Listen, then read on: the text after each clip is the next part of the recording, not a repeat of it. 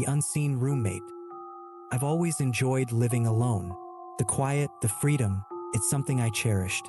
But last winter, something happened that made me rethink everything. It started with small things. I'd wake up in the morning and find objects slightly out of place. A book that I knew was on the coffee table suddenly on the floor, or a kitchen cabinet left open.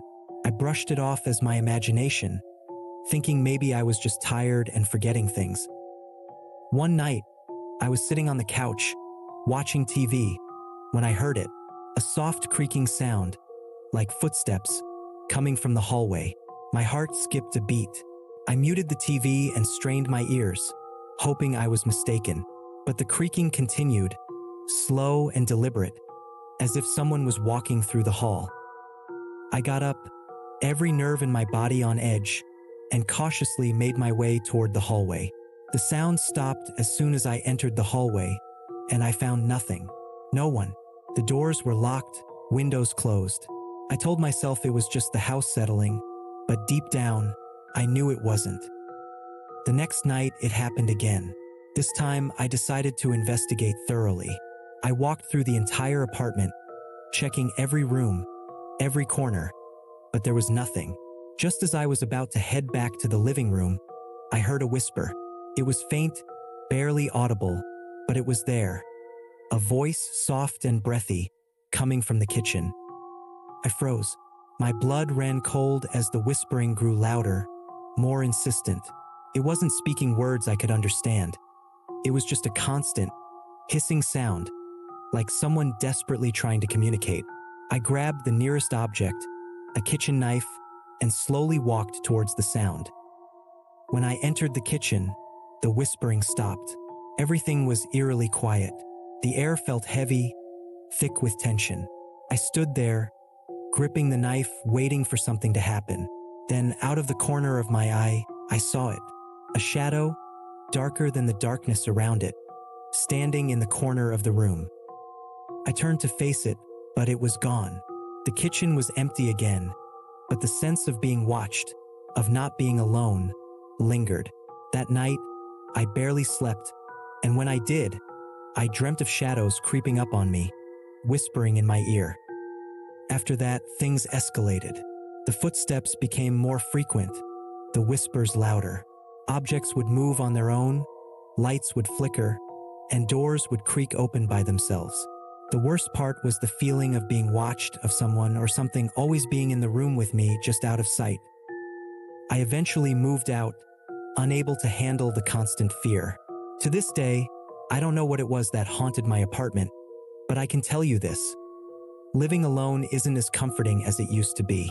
Now, whenever I'm alone in a room, I can't shake the feeling that I'm not really alone at all. The old attic door. Growing up, I always hated the attic in my childhood home. It was old, dusty, and filled with forgotten things that had long since lost their purpose. The door to the attic was at the end of a long hallway, and it was always closed. My parents told me to stay out of there, that it was just storage and nothing else. But that didn't stop my imagination from running wild.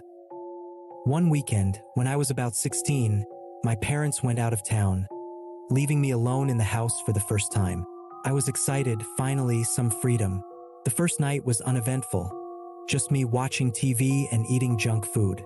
But the second night, things took a strange turn.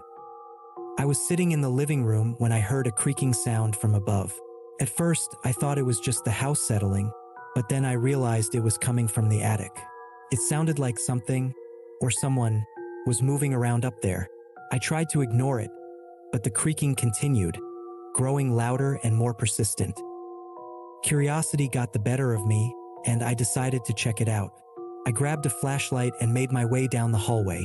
The attic door was shut, as usual, but as I approached, I noticed something strange. The door was slightly ajar, just enough to see a sliver of darkness beyond. My heart pounded in my chest as I slowly pushed the door open. The hinges creaked loudly, and a rush of cold, stale air hit me as I peered into the attic.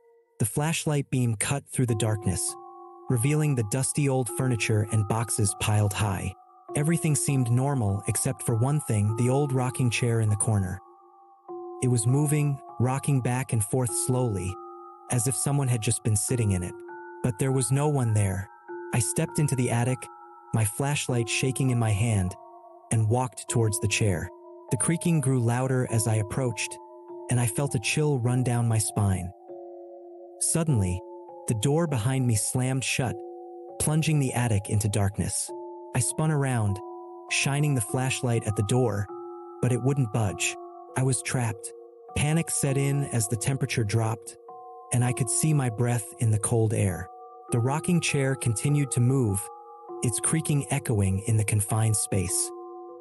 Then, I heard it, a soft, whispering voice coming from the corner where the chair was. It was a woman's voice, low and mournful, but I couldn't make out what she was saying. My flashlight flickered, and for a brief moment, I saw her. An old woman, her face pale and gaunt, sitting in the chair, staring straight at me. I screamed and pounded on the door, desperate to get out. The whispering grew louder, more urgent, until it was all I could hear. Finally, the door flew open, and I stumbled out, slamming it shut behind me. I never went near that attic again, and I made my parents promise to never leave me alone in the house. Years later, after my parents passed away, I had the house demolished. I couldn't bear the thought of anyone else experiencing what I did. But sometimes, late at night, I still hear that old rocking chair creaking in my dreams, and the whisper of that ghostly voice haunts me to this day.